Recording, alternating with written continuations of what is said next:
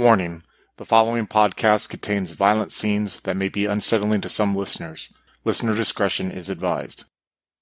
The sun descends towards the horizon of the Valley of the Setting Sun. Welcome to our game of Scion Second Edition, set in the city of Phoenix, Arizona. We will be going over the rules for bringing in an Origins level character up to hero and acting out each character's visitation, where the Divine Parent imparts gifts and uplifts their child into the world of the mythical. The characters for the session will be Gary, played by Mitch, Jesse, played by Slavic, and Nick, played by Craig. If you want to reach out to us, you can do so on Twitter at twin_cities_VTM, and on Facebook at Twin Cities by Night, and on Discord at Twin Cities by Night. Thank you, and I hope you enjoy. Alright, welcome everyone to Scion character creation for our upcoming game, which as of yet is still to be named. I just realized. So we're going to be talking about we're talking about Mitch's character, Gary, who is the, I believe, the son of Heimdall, the Norse god of, basically the watcher of the Bifrost. Indeed. Pardon me while I eat oranges. Okay, so first of all, we're going to talk about the mechanical upgrades you'll get as you move from Origins to Hero, and then we're going to get into the story part about Gary's relationship with Heimdall, if he had one, and then we're going to roleplay out the Visitation, where your character gets all the mechanical stuff we just talked about. So let's start off with callings. So you get 5 dots to put into callings. And you have to have 1 dot in each calling. So that means you put in 2, 2, 1, or 3, 2, 3, 1, 1, however what you want to arrange it. Right now he's got 1 dot in Hunters. The 5 total or on top of the dot that started off? 5 total. 0. 5 total? Okay. Yes. And at least one of the callings has to match Heimdall's. Yeah, he's... Or, actually, I believe, yeah. Okay. So right now he's got Hunter. So I'll keep 3 in Hunter. I'll put 3 in a Hunter, adding an additional 2 on top of the 1 that was already there. Let's see here. Other callings are Guardian and Warrior. So like I said, you just one of the callings has to match Heimdall's. The other 2, you could be whatever you want. All right, let's see what the other callings are. I'd want it to be something also from the Iser Pantheon. I think that's Acer. Acer? Yeah. I believe. I'm not Nordic, so I can't tell you for certain. Okay. All right, so I'll take a dot in Guardian. All right. Since that seems to pop up quite a bit throughout the Pantheon. Could take Sage. Could. He is information focused, but I think I'm going to take Lover. Interesting. Gonna be wooing the ladies out there? Well, he likes to seduce information out of people on occasion. As we saw. I think it was more like letting yourself try to be seduced by another person, so... Well, potato. So for those listening, who, if you haven't heard that part, what are you listening to this for? Go listen to Scion Light Extinguished. Go listen to that first, you weirdos. All right, so now with those dots, you get to pick several more knacks. Ooh. How many more? Let me look at the rules. I believe you get 5 more. So you get 4 more because you picked 2 bonus knacks in the origin character creation, right? Yeah, I have 3 total currently. Yeah, so that means you get to pick 4 more. 4 more in it. Let me just double check the rules. Okay, yes, so you can have a total of 5 active knacks. You can have more knacks than that, but you can only have 5 active at once. Okay. And so for each calling, choose a number of heroic knacks equal to the calling's ratings. While you can learn more, they may only be as active as they have calling dots. Alternatively, you may choose a single immortal knack instead of 2 heroic knacks for any calling 2 dots or higher. So you get 4 more knacks or 4 more points to put into knacks, and then you can divide it however much you want because you already have the 2 bonus ones. Okay. So you can look through your thing. All the heroic knacks should be the same as they are in the Origins book. So say you have 3 in Hunter. So that's the only one you can have like an immortal knack in, which would cost 2 of your knack points. I don't have a list of immortal knacks anymore. I do. I have it on my thing here. Okay. All right. So here are the immortal knacks if you want to pick them. Here's always there. Anyone of a lower tier cannot escape you. You can always find them and can always track them no matter how far they go.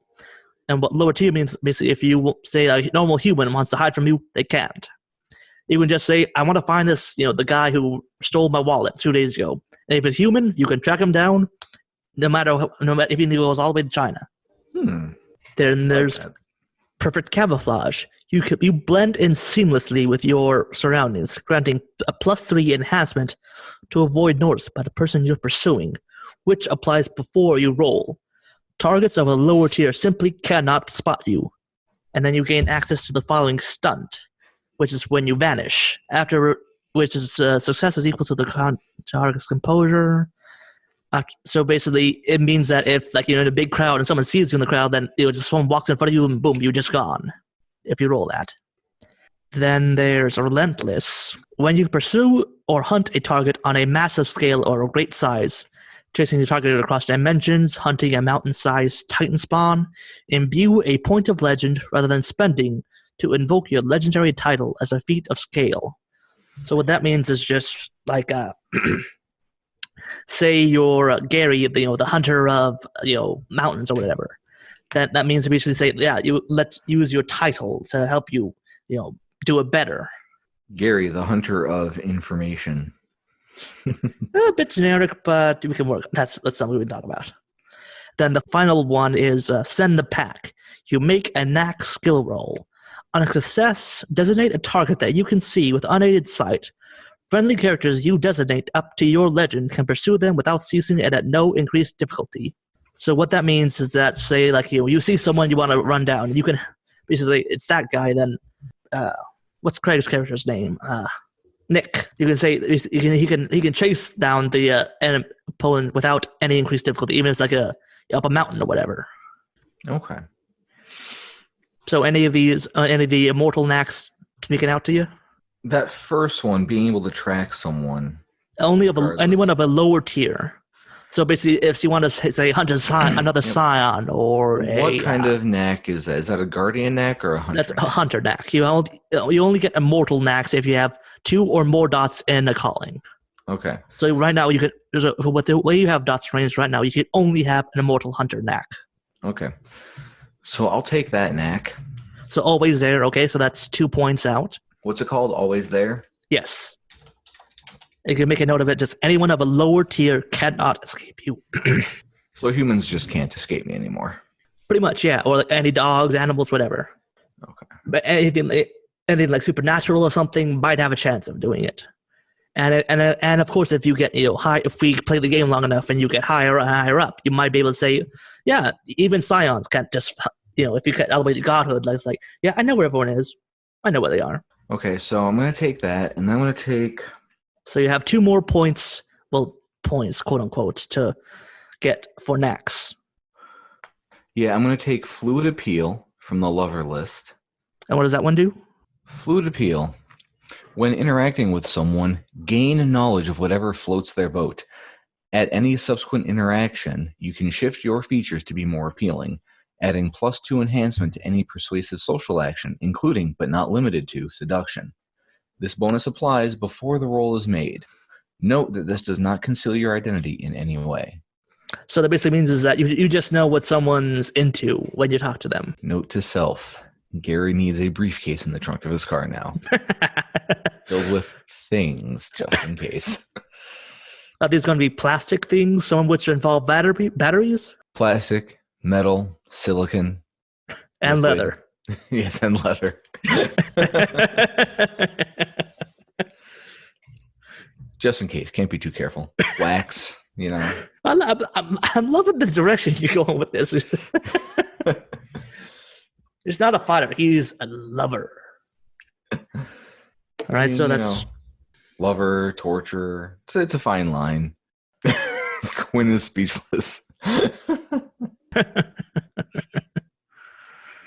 Okay, so I'll take that one. And then, personality-wise, not a fighter makes sense. When you are engaged in a fight, as long as you do not make attacks, enemies will not target you directly. Additionally, gain +1 enhancement to disengage and withdrawal rolls. However, I think Lover's intuition is a much better fit with his desire to just know stuff. When touching another character, which may be as brief as a handshake, you gain an understanding of your target's romantic life. Ask one question from the following list for free. You may roll your knack skill and spend 1 success per additional question. Got it. So basically, you're the person they send in there and to the parties to find out who's sleeping with who and whatnot. Yep. You would be such a great paparazzi guy. He's an investigative reporter. What's the difference? Oh, right. Dignity. Oh, God. Could you imagine having someone who's trying to dig into stuff and they're literally divinely gifted so you can't hide from them? Every breath you take. I was going to say private eyes. They're watching you. And that's enough. We don't want to get copyrighted. Every move you make. Sorry. Yeah, we don't want to get copywritten. All right, so that's so you can have 5 knacks active.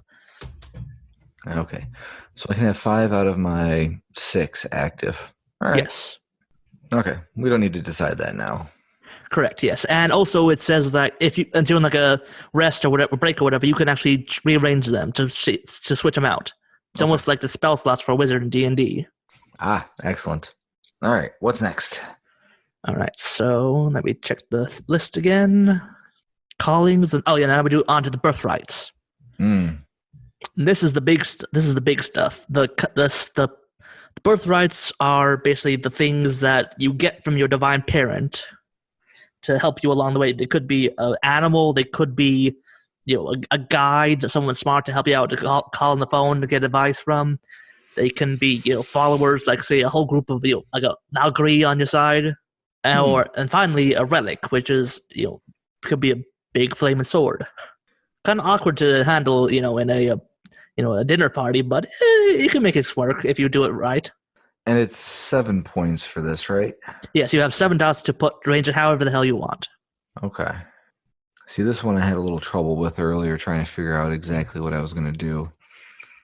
Yeah, that's why I made sure to give you guys a copy of the rules for that little section, because that's definitely the most customizable and the most have to work out for yourself stuff. I think I'll take an eye Gyaller or whatever, the one that's listed right there. For the relic? Yeah. That is basically like for a relic. That's like a cell phone version of the Gjallarhorn. Yeah, the greatest cell phone ever. All right, you want to read out what it says, or let me see if I can find it. The great sounding horn of Heimdall is the Gjallarhorn, a clarion with a blast audible in all worlds that summons gods and signals doom. Prophecy holds that when Ragnarok comes, the Gjallarhorn will herald its beginning. The Eye Gyaller is the modern Scion's tribute to the mighty call of the Aesir's hawk-eyed sentinel, a smartphone with a direct uplink to the overworld. It requires no service contract or battery and can communicate across boundaries between realms, including from the world to almost any terra incognita and vice versa. Knack. In addition to all the functions of a normal smartphone, the Eye Gyaller has crystal clear reception no matter where the Scion goes and never loses signal except when brought to realms that have no connection to the overworld or other locations sacred to the character's divine benefactor.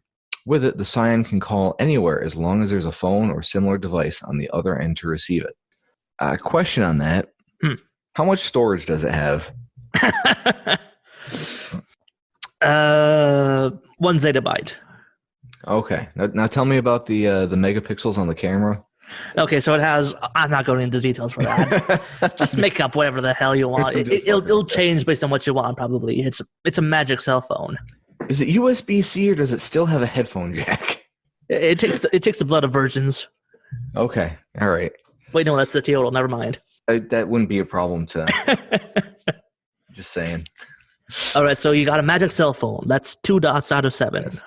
So if you want, you could have another relic, or do you want followers? I'll pull up the Acer sheet page because it gives you like a list of different birthrights you can have.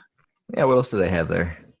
So yeah, for creatures they have Grammar, Grammar is a creature that was once found guarding the gates of Helheim. It is a blood-covered hound in one form. In another, it is made up of wispy shadows and able to move through the smallest of spaces. The spawn of the creature often accompanies Scions into dark spaces under Yggdrasil. Then there's Sleipnir. I think that's how I pronounce it. I am not. Again, to those listening, I'm trying my best with the pronunciations here. There's a lot of languages that I'm not fluent in. Sleipnir, descended from Loki. The horses bred from this mighty stallion possess 8 legs and are swifter than any mortal horses in existence. They can travel through realms that normally would be unpassable. Now, followers. Berserkers. The famed Norse berserkers can be of virtually any strain of modern military or bodyguard. Fenris Arms runs a side business as a private military contractor to give berserkers work and provide young scions with bodyguards and a strike force. They come in 3 varieties: bear warriors, who are supremely tough, powerful and tough; wolf warriors, who are skilled and quick; and boar warriors, stealthy masters of disguise and the landscape. All 3 are capable of using the battle rage and typically take the savage and tough follower qualities. Sounds pretty good for you, honestly. Then there's the Draugr. The suave, svelte, intrepid, I'm trying to seduce everyone. And if you don't like it, my friends will kick your ass. Then there's also the Draugr. The Draugr, who are the undead, like from Skyrim. Similar, but not the same. The undead that were not properly laid the rest. Swollen to the size of an ox, these dark blue creatures guard treasure and torment the living. They are mildly intelligent as they can shapeshift and perform magic. Dwarvigar, dwarves skilled in crafts, can be found in heavily fortified homes, as living in mountains isn't often the norm these days. Many make a living as civil engineers or construction workers, but they're always willing to aid a Norse scion who can meet their usually usurious price. No, that doesn't really fit, because it seems like a parallel, almost like a craftsman. And then here are the guides. The Disir, female spirits, often bidden to protect a family or an entire clan.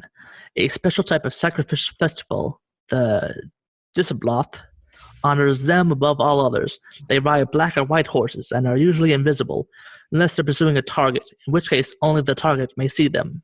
A Myling, child spirits sent by Hel to pass messages. They sometimes chase wanderers at night, acting unruly and leaping upon the backs of the unwary. They are particularly skilled at being stealthy assassins.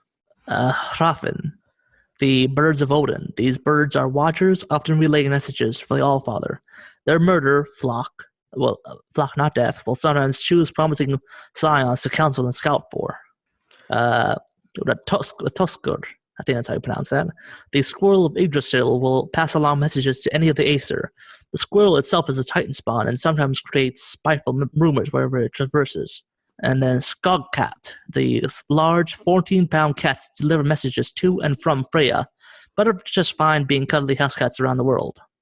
And then there's some more relics. I'll list them out just for the listeners.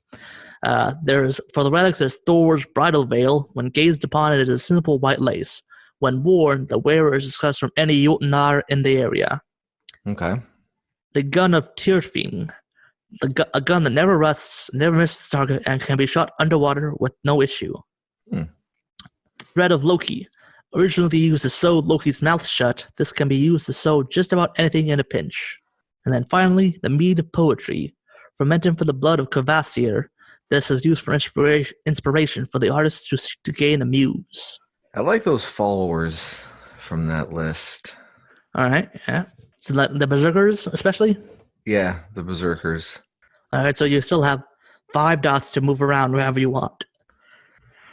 Now, how would I do that with followers? Let me look at the rules again. I believe you also have a copy of them. Yeah, I'm looking through it. Choose an archetype or 1 tag per dot. All right, yeah. So followers. Followers have 1 tag per dot. So yeah, so if you put like say all five dots into followers, then you would say you have like a whole team of bodyguards who are like tough and blood crazy or whatever, and they could get you into areas or wherever you want. Yeah, I'll throw all 5 into followers. Oh really? Yeah. Okay. Those So mummies right really now I freak me out. believe He that wants would the be. bodyguards. Right now, I will say for just starting archetype, they would be heavy physical, which means that they're bodyguards. Yep. And then let's see here. I'll tag them with group. So that's 1 tag. I'll tag them with savage. I'll tag them with access. And say they can get me into Valhalla. Okay. Oh, wait. What access or broad class of mortal institutions? I'm going to revisit that. Okay. Yeah, so that's a access to tentative. So that's 3 so far, I believe. Group, savage, and access. Yep. See here. Oh, you can also pick knack to give the whole group as a knack for it. Mm-hmm. Or tough or defensive, whatever you want. If the follower's dot rating is 1 through 3, the knack must be heroic. If the rating is 4 to 5, it may be immortal. Hey there. So I'll add tough. I'll definitely do tough so they have an additional armor. And then, yeah, I think I'll use the last one for a knack. What are the limitations on the knack? Does it have to be a knack that I would have access to, or can it be anything from the lists? I mean, look, it just says choose a single knack that fits your follower's description. Okay. So I'd say maybe like Guardian or maybe Hunter. I'd say mostly Guardian, though. Here. Immortal Guardian knack. So there's by your side, spend a point of momentum to move to be next to someone you are protecting in an instant, regardless of the distance between you. You receive an innate warning whenever this knack will come into play. If you are protecting your charge, you do not need to pay the cost. That sounds pretty good. Which knack is that? By your side. And that's an immortal knack? Yes. Yeah, we're going to give him that one. I'm going to read out the rest of the other ones just before you pick. Okay. There's 3 more to read. Then there's Eternal Guardian. When you protect a person, place, or thing that can be measured with scale, say, for example, standing guard at the entrance of your pantheon's afterlife, keeping watchful eye on the city all night, imbue a point of legend rather than spending to invoke your legendary title as a feat of scale. Doesn't really apply, I guess. Then there's Living Pillar. When you protect someone else with your body, you are immune to environmental hazards. The flames of burning building do not scorch you, a landslide does not crush you, water cannot drown you, and so on. As long as you keep your charge close, within arm's reach, they benefit from the same immunity, but still need to eat, sleep, etc. So it's best to leave a hazardous area as quickly as possible. And then finally, they cannot be touched. Spend a point of momentum and designate one person to be immune to all sources of damage until the end of the session. This only applies if the person is someone you have a bond with or is of a lower tier. If the target does not need to be protected, such as your best friend with the warrior calling Scion, this knack does not apply.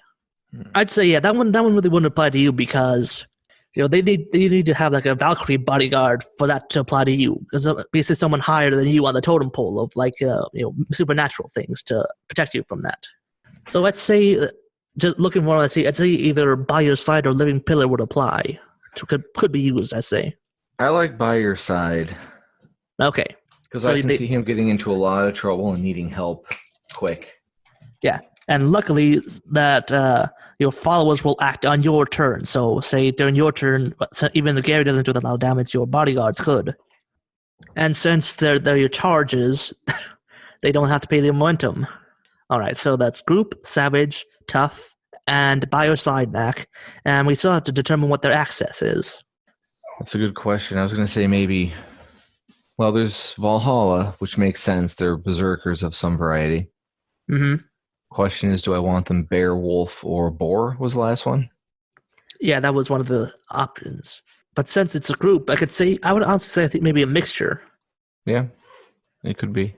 Look, three of each, group of 5 to 10 individuals, so 3 of each with an extra bear maybe. You could just have 9. That would be acceptable instead of just a full 10. Well, if you want this full 10, if you want. But then you're the one who has to say, how do you fit 10 people and move around? 9 is a very Norse number too. Yeah, you have 9 bodyguards. So we're going to stick with the access to Valhalla. How about just Asgard? All right. That's the realm that the gods inhabit in Norse mythology. Correct, yes. I'm pretty sure Valhalla is part of that. Yeah, it's in Asgard. But this way it's, all of Asgard is... All right, real quick, I'm just going to list off the other, the 9 realms, just so in case you want to change that. So there's Asgard, Midgard, which you're already on, that's Earth, Jotunheim, Vanaheim, Alfheim, Nidavellir, Helheim, Niflheim, Muspelheim. So according to the rule, Jotunheim is the place that surrounds Midgard. It's a place of chaos and all things wild.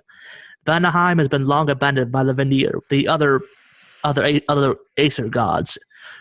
There are rumors that squatters are taking advantage of the fertile soil in the great fields. Alfheim is where the Light Elves reside. It is said that Freyr once ruled these lands. Nidavellir was the home of the dwarves, the creators of many artifacts of the gods. Helheim is where Hel rules. This is the realm of the dead for those who did not fall in battle. Niflheim is the land of ice and mist. It is primordial. It has existed for as long as Muspelheim. And Muspelheim is known to be a realm, but it's also primordial. It's basically the fire giant place that will kick off, Ragnarok if it ever gets, goes crazy. Yeah, I'll stick with Asgard for right now. That makes sense. I could say maybe if you had said, Alfheim or Nidavellir, that would have been interesting. But yeah, Asgard's fine. So for your birthright, you've picked the Eye Galahorn, a magic cell phone, and a group of 9 bodyguards. All right. That's certainly going to be interesting to see how that works.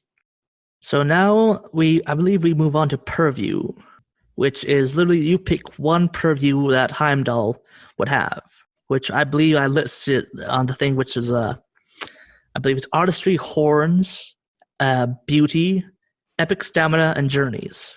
We'll go with... That's a tough one.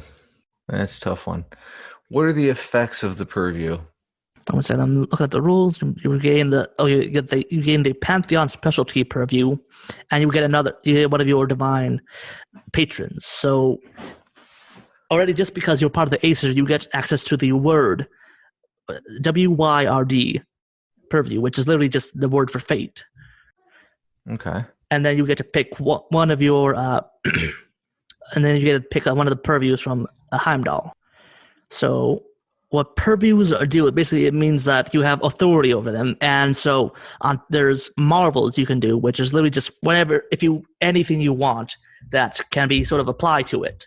Say for journey, say you want to say I have, my shoes get fixed or my car doesn't run out of gas or something like that. You could spend your 1 dot of legend or you use your legend to basically say this is what happens. It's literally like using your divine powers on the world. Okay, so I have a dot of legend then as well? Yes, put it down. As a hero, you get 1 dot of legend. And you can increase your legend by accomplishing a short-term deed, a long-term deed, and a banned deed. Once you have done all 3, then you get 1 more dot of legend. Like the works of Hercules. Okay. Exactly, yes. So a short term would be like, go on a hunt for, like a chupacabra or whatever. A long term would say, like, find my long lost relative. And a banned deed would be, let's say, we rid the city of the vampire scourge. All right. What about epic stamina? Epic stamina. Okay, so this purview encompasses the vitality, endurance, and resilience of invincible warriors and legendary ascetics, immortals among immortals. A Scion with this purview can withstand deadly weapons and overwhelming danger, as an immortal might ignore a housefly and draw on nigh infinite reserves of vital energy. If you pick this just for free, you get an innate power. You are immune to poison and disease unless they come from a source whose legend is equal or greater than yours, and never face complications or risk death from hunger, thirst, or exhaustion. So combine that with the lover Nax and I'm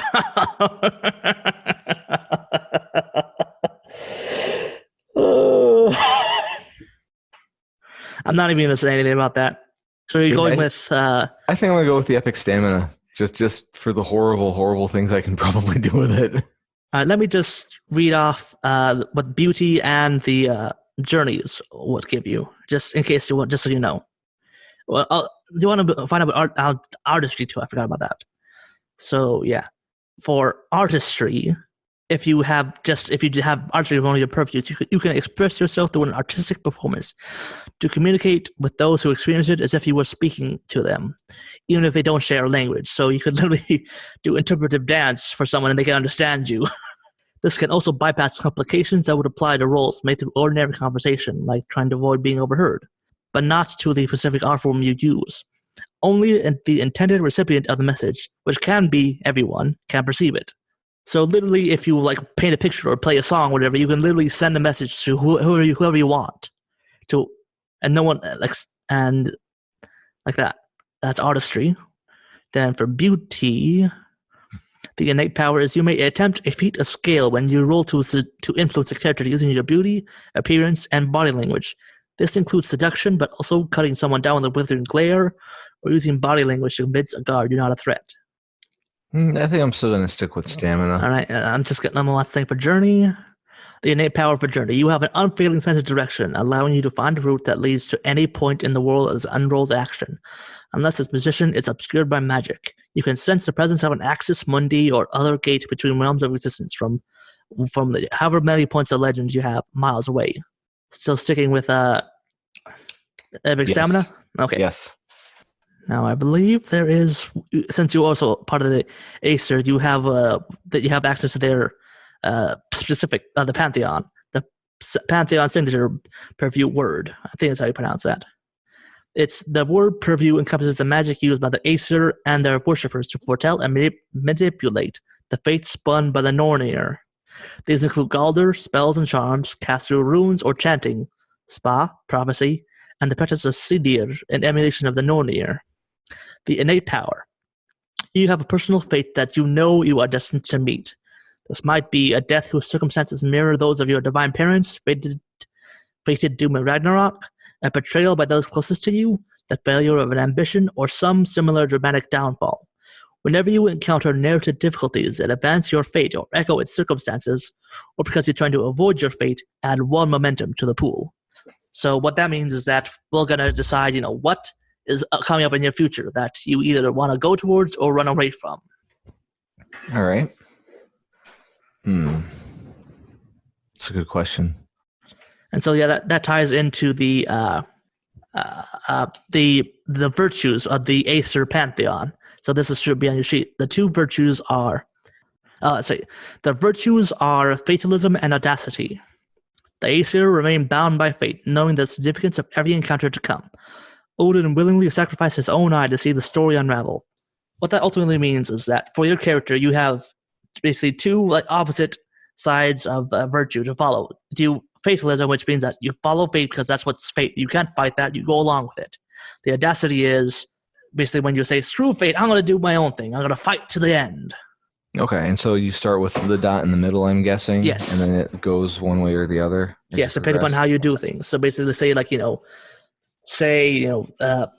someone's fated to die or whatever, and then if you go along with, they're fated to die, let them die. That's fatalism. If you say, no, fight to the end, we're going to break you out of it, then that's audacity. All right, sounds good. And so that brings us back to... purviews, which should be you pick two boons, which are literally specific powers you get.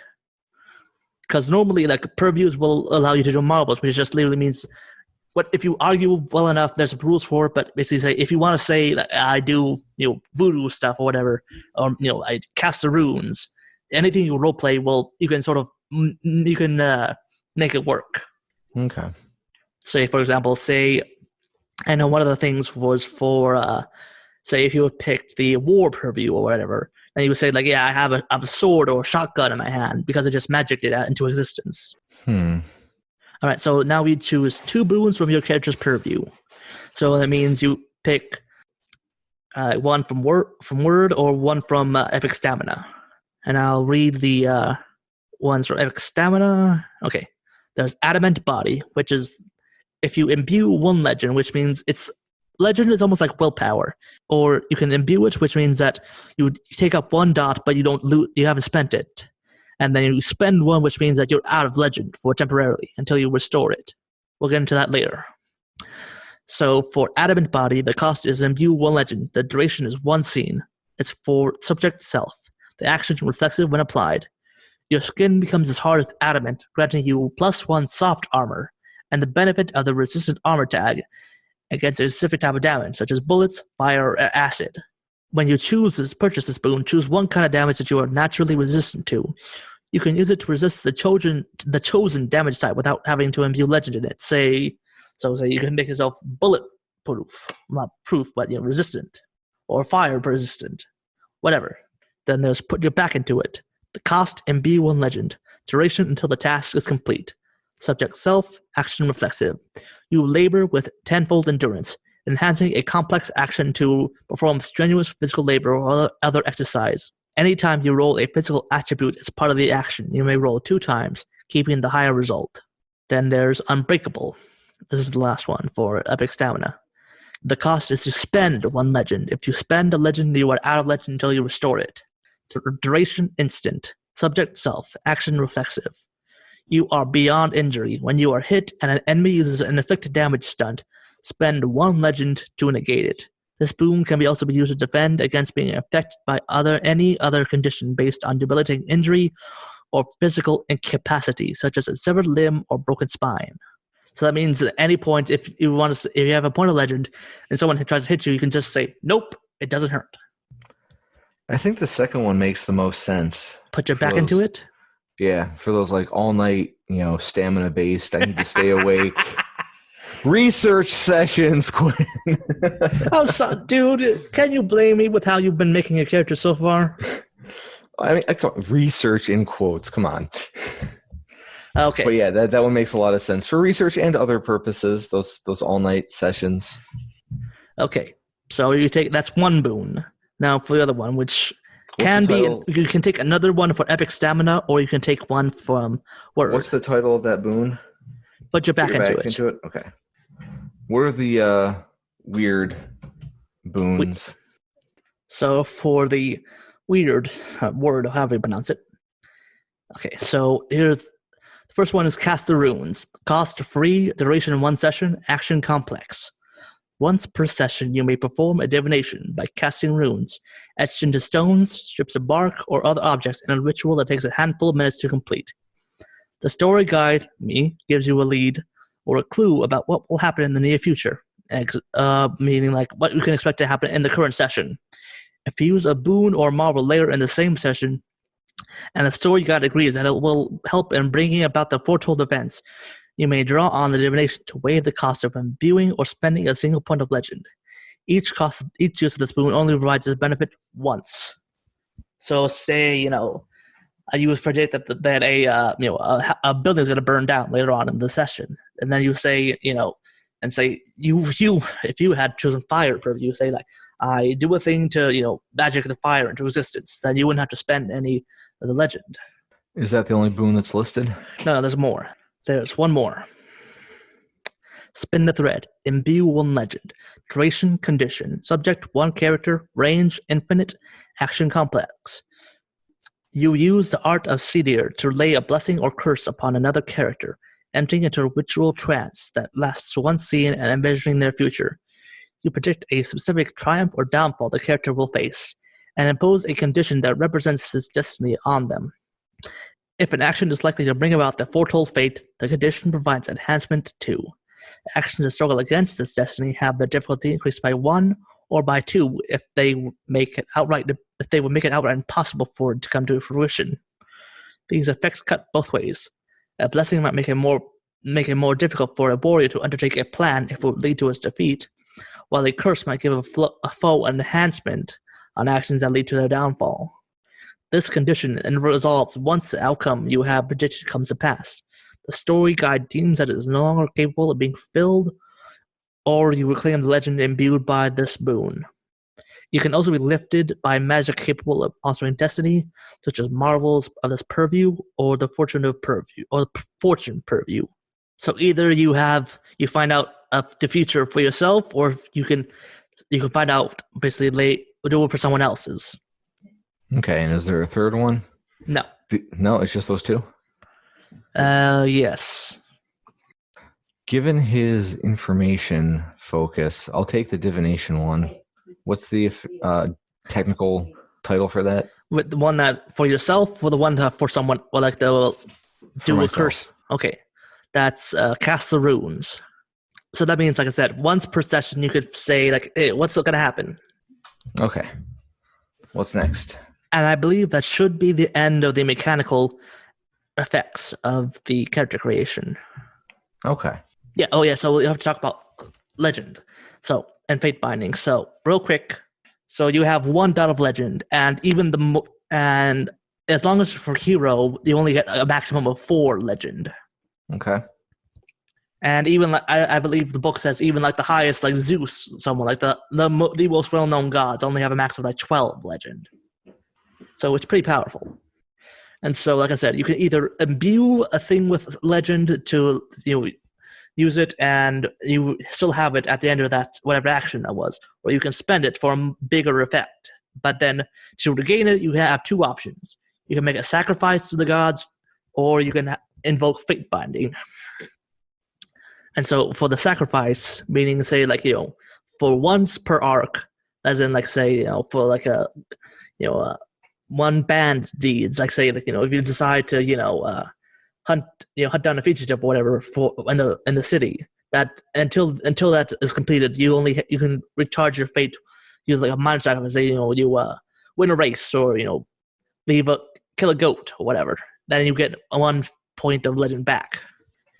Now, if you want, then a major sacrifice or whatever would be, getting first in a marathon, or stealing a sacred cow from another temple to sacrifice to the Acer or whatever. Or you can invoke fate binding, and fate binding is when literally means that it will tie an NPC to you. It can be a lover, someone who hates you, best friend, whatever. It just means that they are involved with your personal story. And then you and I will talk about however you want to have it. Say you invoke fate binding. That means you want to say someone. It doesn't like force an NPC to do whatever. It just means that they will act on whatever they are doing. So someone whoever didn't like you would just say, I'm actually going to do something about this that I don't like, instead of just thinking about it. With me so far? I think so. And so you can also then invoke it later on. You can either say like, invoke it, which means that your girlfriend or boyfriend or the guy or the person who wants to bring you down will do something that will draw your attention to them. And you can recharge a point of legend that way. So say your partner gets kidnapped, you could get a point of legend from that. Say your rival calls the cops on you when you have a dead body in your basement for whatever, like a dead monster in your basement for whatever reason. It's you decide when it gets inflicted. Okay. And so it's basically just there to spice up your life, because as a demigod, your life should be anything but boring. Well, naturally. And so the more you invoke or call upon the thing, the more intense the bond will be. So say you call on, say you have a rival. The more you basically say, hey, I want them to get in my way and I'll get more legend, the longer and longer they'll be your rival for. So at first they might say, oh, I hate that guy for like a week or whatever. The more if you do it like 3 more times, then they'll be like your sworn enemy for life. And if you go even further than that, they might say like, yeah, even if they die, they're like, my ghost will come back and haunt you. Okay. And same goes for like your lover or a friend or whatever, or sidekick, whatever. Got it? I'm pretty sure I got it. So yeah, I'll try to see if I can give you like a cheat sheet for this stuff, because it's, like I said, it's not in the Origins book. Yeah, that would be much appreciated. I think we would all be able to make good use of that. Okay, so yeah, Here it is. So the Fate Binding has 5 levels of strength. The first one is just the current episode. So for one session, someone likes you, someone hates you, whatever. For strength 2, it's the current arc, which means until whatever mission you guys have decided on is over. That's how they feel. 3 is the current season. Would be, I guess, a session of like the whole season of Dread almost of Twin Cities by Night, and then. A strength 4 would be for the whole thing, like until we stop playing Scion with those characters. And strength 5 is for eternity. So either you have a lover who will stay with you until the stars go out, or you have a guy who will hate your guts until Ragnarok comes. Okay. And so there's a whole bunch of other rules for what kinds of things you can have a fate binding for. So we won't get into that because it's not relevant yet. Now we finally get on to the role-playing part. So your divine parent was Heimdall, correct? So now let's say, would you have said, like, would Gary have had was he a figure in Gary's life? Was he just a distant, someone who married his mother at one point to get pregnant? What is the relationship like, if it has one? I kind of picture Gary as being maybe adopted by his parents. That's acceptable, yeah. So prior to that, he'd have no idea where he originally came from. And I see Heimdall as sort of a distant figure, occasionally sending gifts or offering subtle assistance, but never really being right there. So basically, you might have said, you might have gotten a scholarship for school, whatever. You might have, got that gift you needed on your birthday, whatever. So it's stuff that there's someone helping you out, but you don't know who it is. Precisely. I see. All right. So, All right. So now we're gonna get into the visitation part of it. So. For Gary, I would say after this is after the events of Light Extinguished, after the Shadow Valley Ranch, and the third adventure, which we happened, but we're not going to get into details about because Chris is kind of out of it. But I'll say after 3 adventures with the other group of the members of your band, I'll say that it's in I'd say September. Gary sort of gets this urge to go north out of the valley towards Flagstaff. It's a subtle one, but he feels it. So he'll pack up the car and he'll just start driving. You drive along the about 2-hour drive up to Flagstaff, which is, for those listening, it's it's a much different climate than down in the main Valley of the Sun in Arizona. In Flagstaff, it's much more alpine. There's pine trees, snow, much cooler weather. And so it actually does snow there regularly during the winter. And as you get up there, you definitely feel like it's like an early frost has come to the place. There's quite a bit of a chill in the air, and you see off in the distance, on the mountains nearby, you can see on the peaks snow on them. He'll take it in as he drives. Maybe he'll roll the windows down and enjoy the chill in the air. And so he drives along, and eventually you just driving along with no real destination in mind, but then you find yourself coming towards this almost, it looks like this security building, like a security company, for cameras, that sort of stuff. Something just pulls you into it. What do you do? He'll park and take a look over the building to see if there's anything that he can really glean from it. It just sees the name of the thing is Frost's security cams and surveillance. He'll grab his bag, make sure he's got batteries in his recorder just in case he's got a hunch for a story or something coming on, and he'll walk in. All right, so there's a lady there. She looks mid-30s, typing away at the things. Hello, can I help you? I'm just browsing for right now. If I have any questions, I'll let you know. All right, just to let you know, Mr. Frost is in his office right now, so if you have any business with him, we'll pass it on. I think he should be free in about, she checks her computer, about 15 minutes. Okay, thank you. And he'll just sort of wander around, taking in his surroundings. And I would say definitely, Gary, he feels like under his skin, it's almost like this like almost like a chill in his bones. Like he doesn't know quite what it is yet, but he feels like he's doing something that he should be doing. What should he be doing? He'll think about that while he's looking the place over.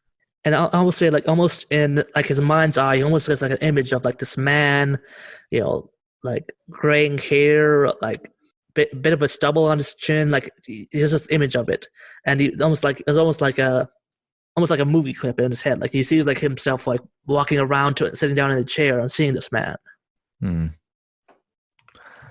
As he gets this image in his head, he'll stop and he'll turn to the receptionist.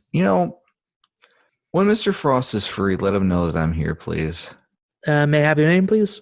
Yeah, it's Gary Stockwell. Thank you very much. I will let him know. So do you sit down in the lobby area, or do you want to go out? What do you do? He'll stay standing. He'll keep looking around. All right. So yeah, the minutes tick by, and almost like there's a sense of anticipation building up in you, as the moment the clock just tick, tick, tick, tick, tick, and then finally, I think he said he wants to see you. Please, he gestures to the door. Just go right on in. Thank you. And as you walk inside, you would see the exact same sight you saw as in vision. You see yourself walking into the office. You see the exact same man you saw in your vision, and you sit down just as you saw in your vision. The man looks at you. He looks at you a bit, just calmly. His cold gray eyes just sort of stare into you. Mr. Frost? Gary? This is kind of an odd situation, but I suspect that I'm here at the whim of fate. As are we all. Do you know who I am? Yeah, you're Mr. Frost. He smiles at that. Do you see the meaning behind the name? Well, I'll safely assume that it's some sort of pseudonym. Yeah, I'll say out of character. Like the Heimdall is supposed to guard the Bifrost. I said, Gary. Is that right? No. No, I was just gonna make a bad joke. And Mr. Frost just sort of looks at you and says, "I've heard about you over the last few months. Quite an interesting turn of events, wouldn't you say?" Well, that depends on what you've heard. An incident in the park, and rumors of a dead man out in the desert with dead from a chupacabra attack. Well, I'm surprised those stories have traveled so far so quickly. Trust me when I say stories have a way of getting out, especially for those who look. Yeah, that's fair. It's fair. I'm one of those that look. And what do you see? I see a story here, but I'm still not sure what exactly that story is. Okay, now let me help you. And he reaches over and he sort of just taps you on, places his hand on your forehead. Suddenly you just get a glimpse of something. You see beyond the flesh. You see a glimpse of something, almost like the Bifrost, like this huge rainbow bridge leading off. You see a glimpse of a tree, an enormous tree spanning across the solar system, connecting all these different things. And then just like that, it fades away. Gary will stop and take him. Oh, all right then. So why am I here? I let you catch a glimpse of what I can see every day. I see all. I can see the dwarves toiling away in their forges. I see the elves walking through the forests, and I saw you, my son, as you grew, as you fought, as you learned. And as he says that, you just know, you feel in your core, what he's saying is the truth. You feel almost like before, whenever you fought against the supernatural and succeeded, there was almost this, the feeling that something would almost click but wouldn't. And now you feel like it's finally, you feel like something inside you has been released. You feel more than you were before. Son? Yes. You are the son of Heimdall, my son. Well, this is a bit to take in. There's He just sort of laughs at that. I never get tired of seeing your faces when you open your eyes to truly see. He looks proud of you in that moment. So, what's next?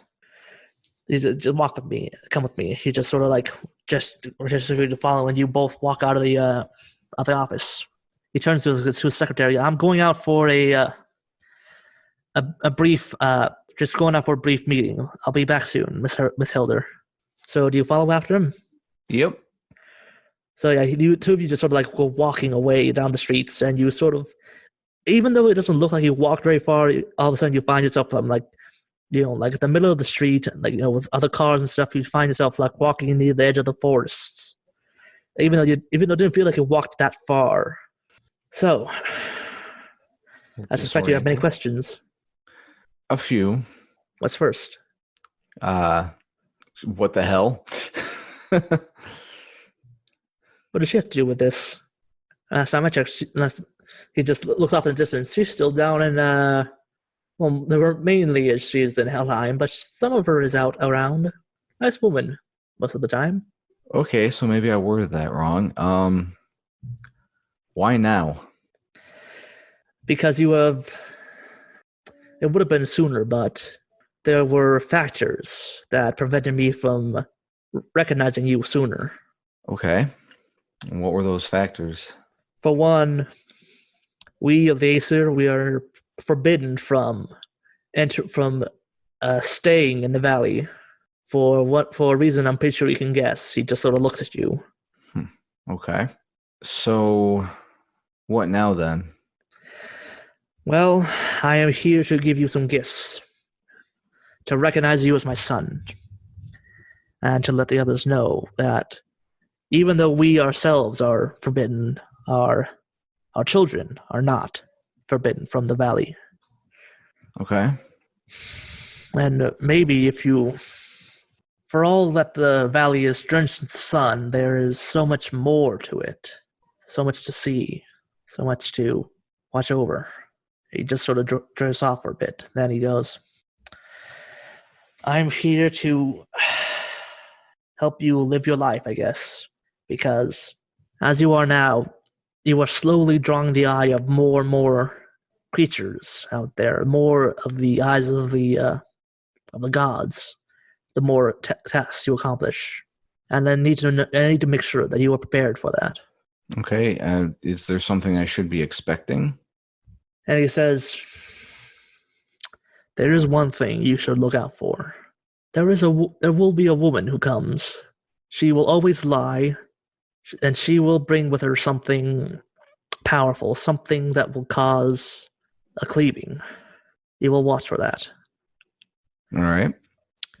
And he hands you. He pulls into his pocket. And he pulls out a phone. It doesn't look like any regular phone you've seen. It almost feel like there's something supernatural about it. Like you have seen other supernatural items or artifacts in the past, but that was like behind a museum glass or on the news or whatever whenever they talked about other Scions or supernatural events going on and stuff. But this is something you've never seen one up close like this. He hands it to you. Thank you. That is the latest version of the Yallarhorn. It is a device that can contact just about any device in any of the 9 realms or any place on Earth. Interesting. Okay. I think I can make use of this. And then he says, and I noticed that throughout your exploits, you are not one to engage in martial prowess. Generally, no. I fight with a pen, not a sword, so to speak.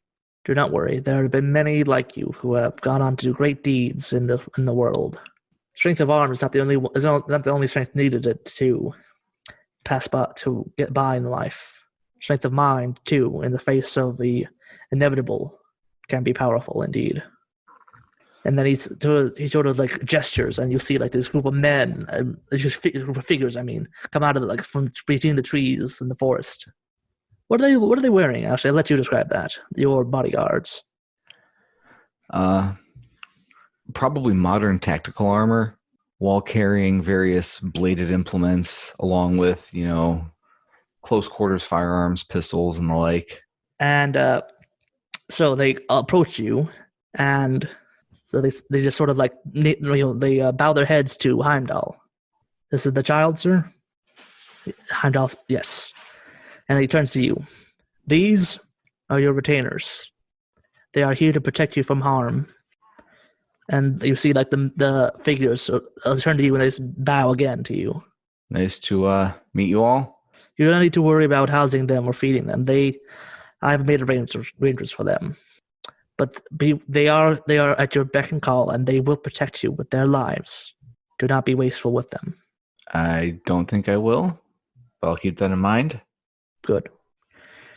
And then he gestures again, and then they just vanish into the trees again. Let's see if you continue walking. It is odd being able to see. It's odd being able to watch your son grow up without being able to interact with him. I wouldn't know. I don't have any kids that I know of. You don't. Well, that's good. So now Heimdall sort of looks a bit awkward as he turns to you and says, "Do you think it is hard? It is strange to. I've seen watched from afar so many things, and yet when I am up close to them, it's unusual circumstances. You can sort of tell like he's unused to actually talking face to face with people, and that he's sort of used to just being almost like a wallflower, being the observer in the room, not really interacting with things." Okay, so where do we go from here? I'm still at a bit of a loss. Some of this is coming as a bit of a shock to me. Not gonna lie. I imagine so. It is not quite every day that someone discovers their divine heritage. Almost, but not quite. He sort of says, "Do you think we could let each other in our lives again to have a relationship now that we can interact? That I have recognized you?" I don't see why not. You see his face, like it's just relief fled into him. Good. So that will not yet come to pass. He mutters to himself. Mm-hmm. Is there anything else you need for right now? If you want, I will leave you with your thoughts. No, I think I'm all set for right now, but I'll probably reach out to you in the not so distant future. I will see you. I will talk to you then, my son. He sort of like pats you on the back and just sort of walks off. How do I get out of the woods? Just walk. Your feet will take you to where you need to go. All right. So yeah, you walk a little bit, and you get you again, like even though you don't seem like you walked very far, you're just out of the woods suddenly, and then you just boom, like back next to your car in the parking lot in the middle of the street, and in the city or in the town, more like. All right. Gary will take a moment. He'll look over the phone, and you see like it has the contact list for your new bodyguards. Is there like an emergency summon bodyguard button? I would say yeah. Okay. So, what's going through Gary's mind right now as he drives back to wherever he's going? He's just in a bit of shock. He's going to have a nice long conversation with his quote-unquote parents. And then after he sorts that out, he's probably going to give Heimdall a call and be like, "So, who's my real mom?" All right, I think we can stop it there and end the recording there. So, you feel good about that? Yeah, sounds good. All right, so I'm going to stop. Thank you, everyone, for listening. We're going to be doing this again for the other characters in our Scion game, so stay tuned. Oh, hello again, folks. I'd like to tell you about the Facebook group we run called White Wolf and Onyx Path RPGs, Gameplay and Media. Have you ever wished you could have an easy way to find gameplay videos and podcasts, or just media in general that deals with your favorite White Wolf role-playing games? Or have you ever wished you could find a forum to share gameplay that you have recorded? One that won't be drowned out by random posts and discussions, so that your media could get the attention you deserve. The group is specifically run with the sole intent of it being a one-stop shop for people to view or share media involving the games we all love. We take thorough steps to ensure the page does not become cluttered and is easy to traverse. The group is already immense and continuing to rapidly grow, with new media being shared every day. Stop on by. We hope to see you there.